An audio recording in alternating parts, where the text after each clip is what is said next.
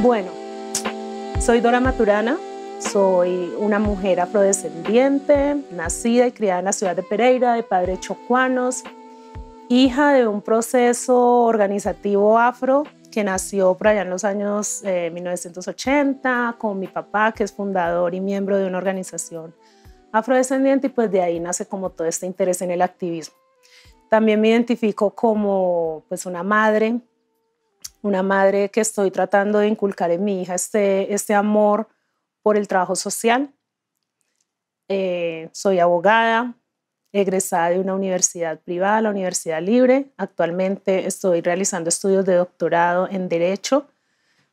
Ahorita me desempeño como funcionaria de la Secretaría Distrital de la Mujer en asesoría a mujeres víctimas de violencia, representación judicial en procesos de violencia sexual ante juzgados. Y bueno, eso me ha acercado muchísimo a la realidad de las mujeres, a las discriminaciones estructurales que vivimos, y me ha hecho consciente de las realidades de lo que es ser mujer, de lo que es ser afrodescendiente, pero también ser mujer. Me he acercado a los movimientos sociales de esta ciudad, he encontrado unas hermanas maravillosas en este proceso, he encontrado compinches, compañeras que me han llevado por este camino, y ellas ya conocen que pueden contar conmigo para la atención de mujeres víctimas de violencia en todos los ámbitos. Y digamos, ese es mi norte. Desde que decidí trabajar el tema de género me he ganado algunas enemistades, algunos detractores, porque este no es un tema que le guste a la gente que toquemos. La gente no quiere que se hable de la violencia, especialmente de los hombres negros hacia las mujeres negras, teniendo en cuenta que hemos sido compañeros de lucha históricamente por el tema del racismo. Entonces empezar a hablar de que es que los hombres negros también ejercen violencia contra las mujeres negras ha sido un tema bastante espinoso que me ha generado algunas enemistades por ahí, algunos así como encontrones. Pero cuando uno toma la decisión de trabajar un tema y cuando uno lo hace de corazón y con una convicción, yo creo que la satisfacción más grande es poder ayudar a las personas independientemente de los tropezones que te encuentres en el camino. Esta es mi bandera. Me considero una guardiana de la justicia en ese aspecto. Creo que la justicia para las mujeres tiene que llegar, y tiene que llegar de manos de las mujeres negras. Y por ahí decidí empezar a trabajar. Ya llevo 10 años en esto y espero que sean muchos más. Y pienso dejar un legado en mi familia, en mi hija, en las personas que me rodean y me conocen. Bueno, yo llegué a Bogotá en una situación, también puedo decirlo, privilegiada. Yo llegué con trabajo, no como muchas personas que les toca llegar a buscarse un empleo. Yo llegué con trabajo. Llegué a trabajar en una organización de derechos humanos en Cimarrón, que es una de las organizaciones pioneras. Entonces, digamos que yo llegué súper bien, yo llegué muy bien a Bogotá, yo llegué de una vez a relacionarme con los movimientos sociales, con el trabajo comunitario y a ejercer mi trabajo desde ahí. La época en la que yo llegué es muy interesante. Yo llegué a Bogotá en el 2012 y en el 2011, a finales de ese año, se había promulgado la ley 1482, que es la ley antidiscriminación. Yo llegué a Bogotá a principios del 2012 como directora del Centro de Justicia contra el Racismo, o sea, a estrenar la ley antidiscriminación.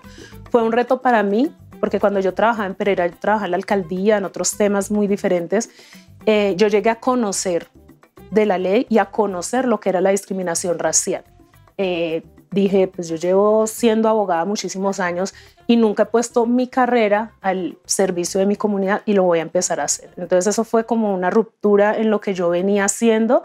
Pues yo estudié para ejercer mi profesión y para tener dinero, cómo vivir, pero nunca pensé que el ejercicio del derecho pudiera ponerse al servicio de la sociedad de manera como lo estoy haciendo ahora. Y creo que entrar a Cimarrón, llegar a Bogotá, en Bogotá tú encuentras de todo, eso me permitió ver un poco más allá, pero soy consciente de la situación, soy consciente de la realidad que muchas mujeres tienen que vivir. Y otra cosa que siempre digo, no tienes que ser víctima, no tienes que haber padecido en carne propia una situación para ser consciente de que eso ocurre y de que hay que luchar en contra de eso.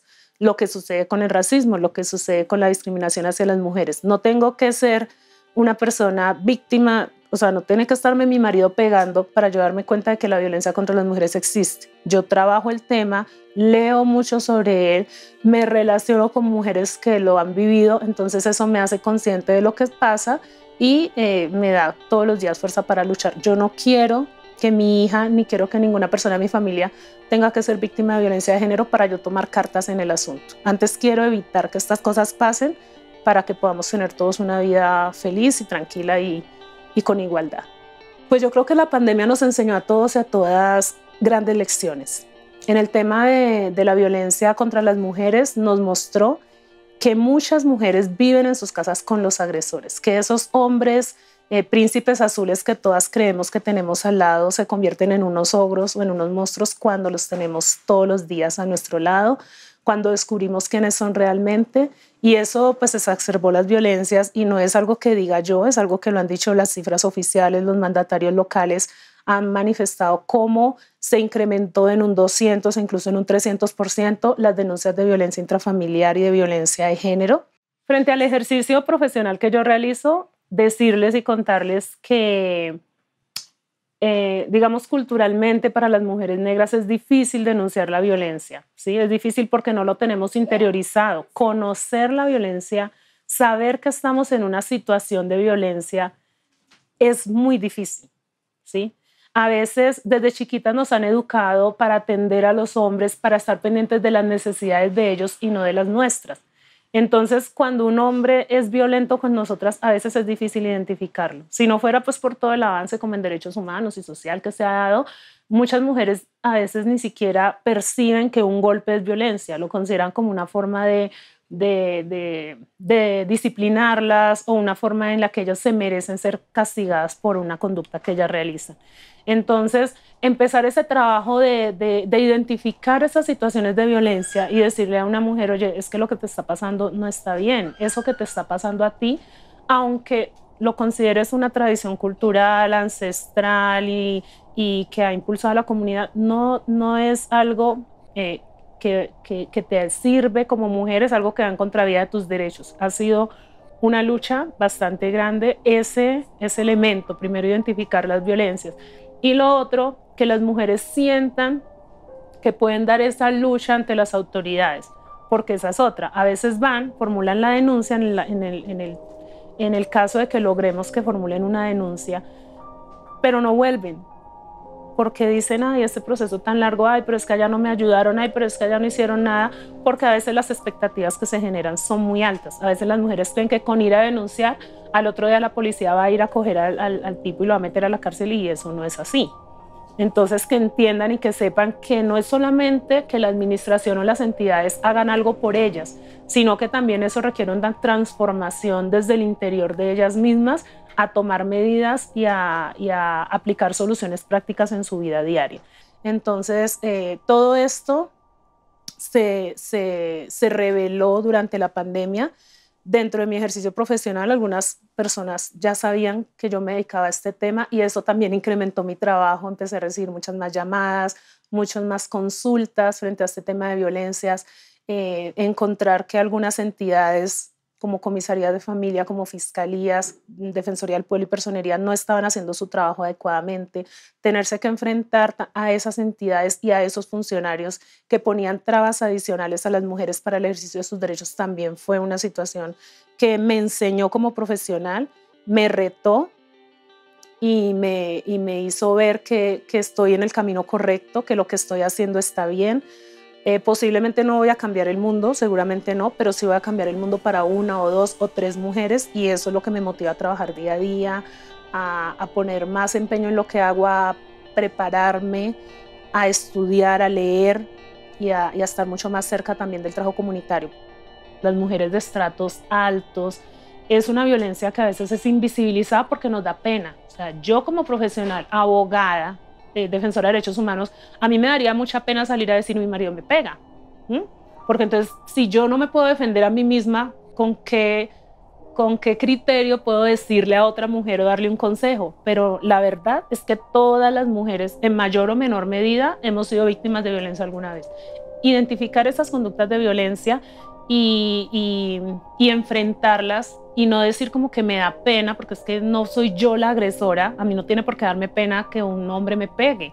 A mí me daría pena si fuera yo que le pegara, pero si a mí me agreden, a mí no me tiene que dar pena. Yo tengo que aprender de esa situación, tomar acción, obviamente, tomar medidas y utilizarlo como una herramienta para salir adelante.